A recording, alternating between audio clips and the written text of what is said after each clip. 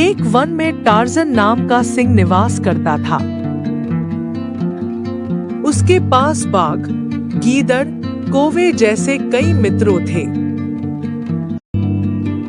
ये दिन रात सिंह की सेवा करते और सिंह के मारे शिकार के अवशेष से अपना पेट भरते थे। एक दिन एक ऊंट कहीं से भटकता हुआ उस वन में आ गया।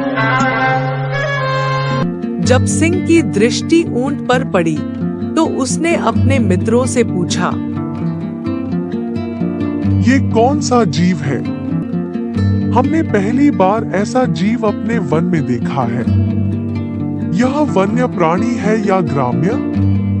कौवे ने इस प्रश्न का उत्तर देते हुए सिंह को बताया, वनराज, यह ऊंट है और यह ग्राम्य जीव है।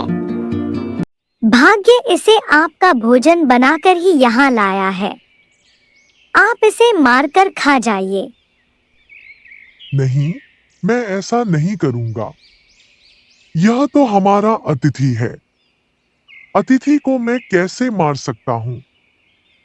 यह तो पाप होगा। मैं उसे अभयदान देता हूँ। जाओ, उसे आदर पूर्वक मेरे पास लेकर आओ।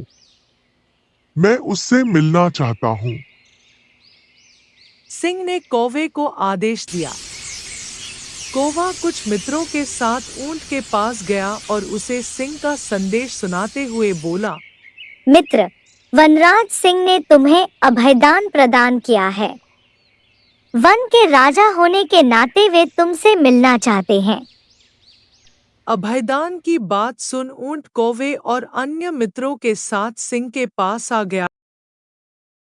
सिंह ने उससे परिचय और वन में आने का कारण पूछा तो ऊंट दुखी होकर बोला, महाराज, मेरा नाम मुनिराम है।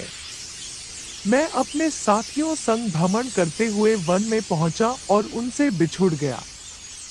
अब मैं यहाँ अकेला रह गया हूँ। उसे दुखी देख सिंह धीरज बंधाते हुए बोला, मुनिराम, तुम हमारा आतिथ्य स्वीकार करो। इस वन में जहाँ चाहे विचरण करो और हरी भरी घास का सेवन करो। मुनिराम सिंह की आज्ञा का पालन कर वहीं रहने लगा।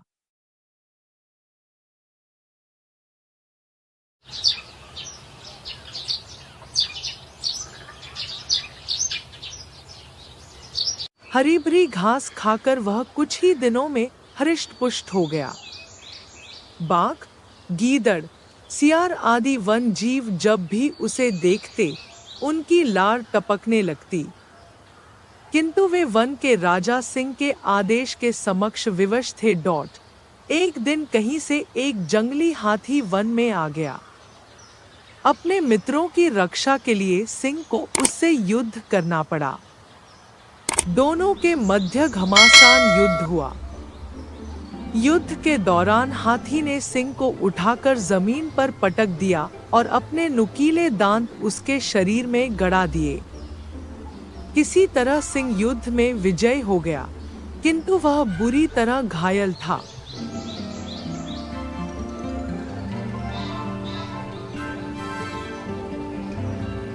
घायल अवस्था में उसके लिए शिकार पर जाना मुश्किल हो गया, जिससे वह स्वयं तो भूखा रहने लगा।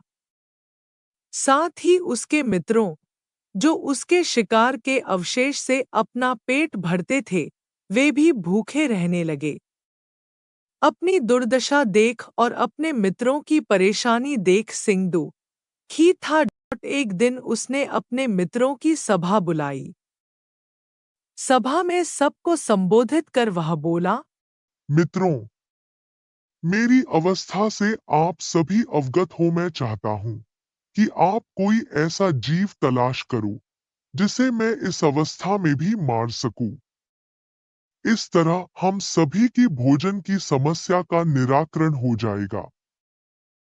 सिंह की आज्ञा पाकर सभी मित्रों विभिन्न दिशाओं में शिकार की तलाश में गए, किंतु किसी के हाथ कुछ न लगा। सबके हताश वापस लौटने के बाद कौवा, गीदड़ और बाघ आपस में मंत्रणा करने लगे। उनकी दृष्टि कई दिनों से मुनिराम ऊंट पर थी। गीदड़ बोला, मित्रों, मुनिराम इस वन में रहकर कितना हृष्टपुष्ट हो गया है। जब भी उसको देखता हूं तो मुंह में पानी आ जाता है। तुम लोगों का क्या विचार है? क्यों न इसे ही मारकर अपनी भूख मिटाई जाए? इधर उधर भटकने का क्या लाभ? बात तो तुम ठीक ही कर रहे हो गीदड़ भाई, किंतु वनराज ने उसे अभयदान दिया है।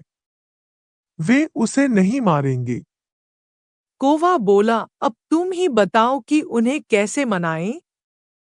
गीदड़ इसका उपाय पहले ही सोच चुका था।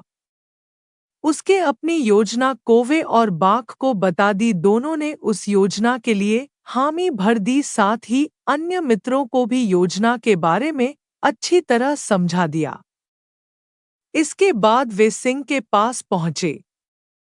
गीदड़ आगे आकर बोला, वनराज, हम सबने आपके लिए शिकार की बहुत खोज की, किंतु हमें कोई न मिला। मुनिराम उन शारीरिक रूप से विशाल है और अब तो वह हृष्टपुष्ट भी हो गया है। यदि आप उसका शिकार करें तो हमारे कई दिनों के भोजन की व्यवस्था हो जाएगी। सिंह ने दो टूक उत्तर दिया। मैंने उसे अभयदान दिया है, मैं उसे नहीं मार सकता। गीदड़ बोला, यदि मुनिराम स्वयं आपकी भूख मिटाने प्रस्तुत करे तो तब तो आपको कोई आपत्ति नहीं हो। सिंह अचरज में बोला, नहीं, तब तो कोई आपत्ति नहीं है, किंतु क्या वह ऐसा करेगा? वनराज, मुनिराम क्या आपके भूख मिटाने तो इस वन के समस्त प्राणी तत्पर है। आप आज्ञा करें। इस तरह गीदड़ ने अपनी चिकनी चुपड़ी बातों से सिंह को मना लिया। उसके बाद गीदड़ मुनिराम के पास पहुंचा और उसे बोला, शाम को वनराज ने एक सभा रखी है जिसमें तुम्हें भी बुलाया गया है।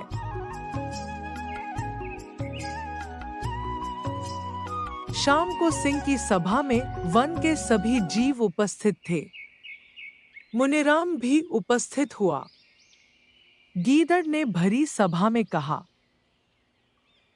वनराज, हम सभी आपकी अवस्था देख बहुत दुखी है।